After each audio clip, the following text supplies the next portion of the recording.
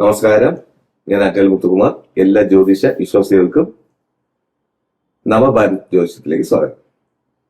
ഇന്ന് നക്ഷത്രത്തിനെ കുറിച്ചാണ് പറയുന്നത്. ഇനി അടുത്ത് നോക്കാൻ പോകുന്നത് പൂയം. പൂയത്തിന്റെ ജനനം ശനിദശാകാലം. അപ്പൊ 1, 2, 3, 4 പാദം അടങ്ങുന്നതാണ് പൂയം. അപ്പൊ കർക്കിടകത്തിലാണ് സ്ഥിതി, ചന്ദ്രന്റെ സ്ഥിതി. 1-ാം പാദമാണെങ്കിൽ നമുക്ക് 19 വയസ്സ് വരെ, ശനിദശാകാലം 10 വർഷമാണ്. 18, 19 വർഷം അല്ലെ ഫുള്ളും കാണും 1-ാം പാദമാണെങ്കിൽ. 4-ാം പാദമാണെങ്കിൽ ചിലപ്പോൾ 4 വയസ്സ് 3 വയസ്സ് വരെ കാണുള്ളൂ, കുട്ടി ജനിക്കുന്ന ഒരു സമയം. 1-ാം പാദം വെച്ച് നമുക്കിപ്പോ നോക്കുകയാണെങ്കിൽ 19 വർഷക്കാലം ശനിദശാകാലം. അപ്പൊ ശനിയുടെ സ്ഥിതി 7-ലോ 8-ലോ വന്നു കഴിഞ്ഞാൽ കുട്ടിക്ക് അരിഷ്ടത പറയണം. 7, 8 എന്ന് ഉദ്ദേശിക്കുന്നത് കർക്കിടക രാശിക്ക് 7, മകരം 8, കുംഭം. അപ്പൊ കുംഭത്തിൽ വന്നു കഴിഞ്ഞാൽ ശരളയോഗം പറയാമെങ്കിലും കർക്കിടകത്തിന് ശത്രുവാണ് ശനി.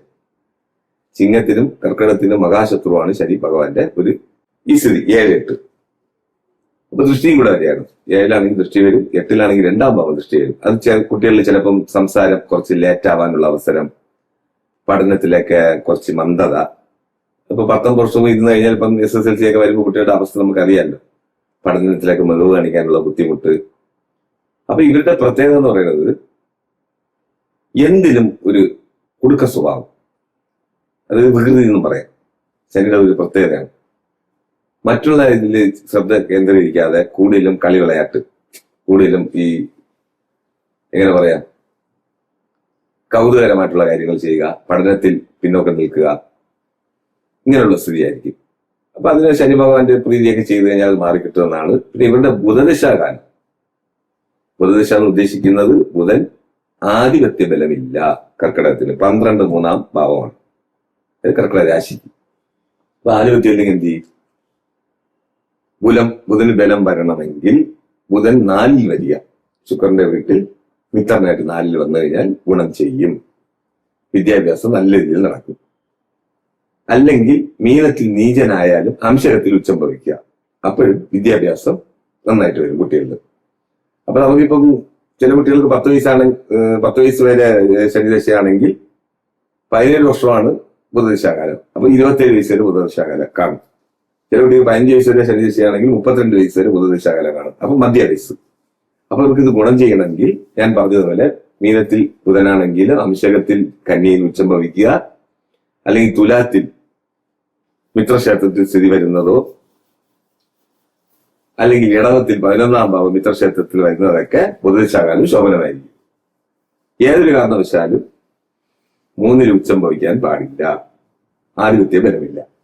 12 സ്വക്ഷേത്രനാവാൻ പാടില്ല, ആധിപത്യ ബലമില്ല. അപ്പൊ ഇതൊക്കെ നമ്മൾ ചിന്തിക്കണം. പിന്നെ ഇവിടെ കേതു ദശാകാലം. കേതു നമുക്ക് അത്ര നന്നല്ല. കേതുവിന് ശത്രുവാണ് കർക്കിടകം, ചന്ദ്രന്റെ രാശി, സ്വക്ഷേത്രനാണ് ചന്ദ്രൻ അവിടെ.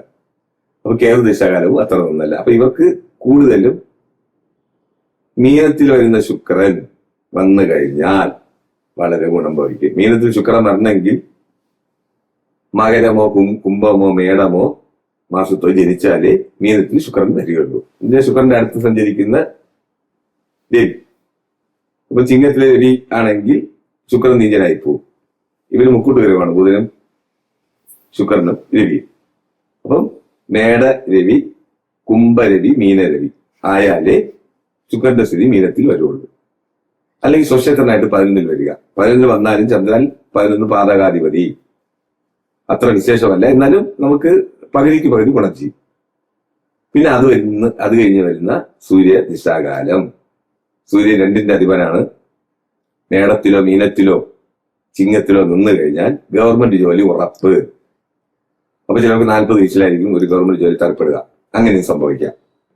അപ്പൊ എന്തുകൊണ്ടും ഈ പൂയ നക്ഷത്രക്കാർക്ക് നമുക്ക് 7-ലോ 8-ലോ ശനി വരാതിരിക്കുന്നത് വളരെ നല്ലതാണ്. ബുധനും 3-ലോ 12-ലോ വരാതിരിക്കുന്നതും ഗ്രഹനിലയിൽ വളരെ നല്ലതാണ്. പിന്നെ പക്ഷബലം വേണം. തൈമാസത്തെ പൂയം അറിയാലോ, തൈപ്പൂയം ഭയങ്കര വിശേഷമാണ് മുരുക ഭഗവാന്. അപ്പൊ തൈയിലെ പൂയം, അത് മകരപ്പൂയം, കുംഭപ്പൂയം, മീനപ്പൂയം, മേടപ്പൂയം, ഇടവപ്പൂയം, ഇതൊക്കെ പക്ഷബലമുണ്ട്. കർക്കിടകത്തിലെ പൂയം അമാവാസ്യ, അതത്ര പ്രത്യേകതയല്ല, ചന്ദ്രബലമില്ല. പിന്നെ ചന്ദ്രന്റെ ആയിട്ട് ഗുരു വരുന്നത് അത് വളരെ പ്രത്യേകമാണ്. ഗുരുദശാകാലം നമുക്ക് കൊച്ചിലാണെങ്കിലും ചന്ദ്രന്റെ ദൃഷ്ടിയിൽ മകരത്തിൽ നീചനായി ഗുരു വരുന്നത് നീചഭംഗ രാജയോഗം സംഭവിക്കും. അപ്പൊ ശനി മറവിലാണെങ്കിൽ ശനിയുടെ ദശാകാലം ഏറ്റെടുക്കുന്നത് ഗുരുവായിരിക്കും. അപ്പൊ അത് നമുക്ക് ശോഭനമായിരിക്കും. ചില കുട്ടികളിലൊക്കെ മെഡിക്കൽ പഠനമൊക്കെ മരുത്വ ഗുരുവാണ് ചന്ദ്രൻ. ഗുരു ചന്ദ്രൻ ദൃഷ്ടി വന്നു കഴിഞ്ഞാൽ മെഡിക്കൽ പഠനമൊക്കെ ഉന്നതിയിലെത്താനുള്ള അവസരം, അങ്ങനെ അവസരം കിട്ടും. ശനി ദശാകാലവും ബുധദശാകാലവും.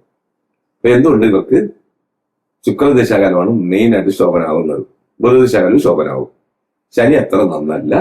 ശുഭമസ്തു. സമ്പൂർണ്ണ ജാതകം, പ്രശ്നപരിഹാരങ്ങളോട് കൂടിയ സമ്പൂർണ്ണ ജാതകം നിങ്ങളുടെ കൈകളിൽ ലഭിക്കുന്നതിന് താഴെ കാണുന്ന നമ്പറിൽ ബന്ധപ്പെടുക. ജ്യോതിഷവുമായി ബന്ധപ്പെട്ട എല്ലാ വിശേഷങ്ങളും അറിയുന്നതിന് നവഭാരത് ജ്യോതിഷം ചാനൽ സബ്സ്ക്രൈബ് ചെയ്യുക.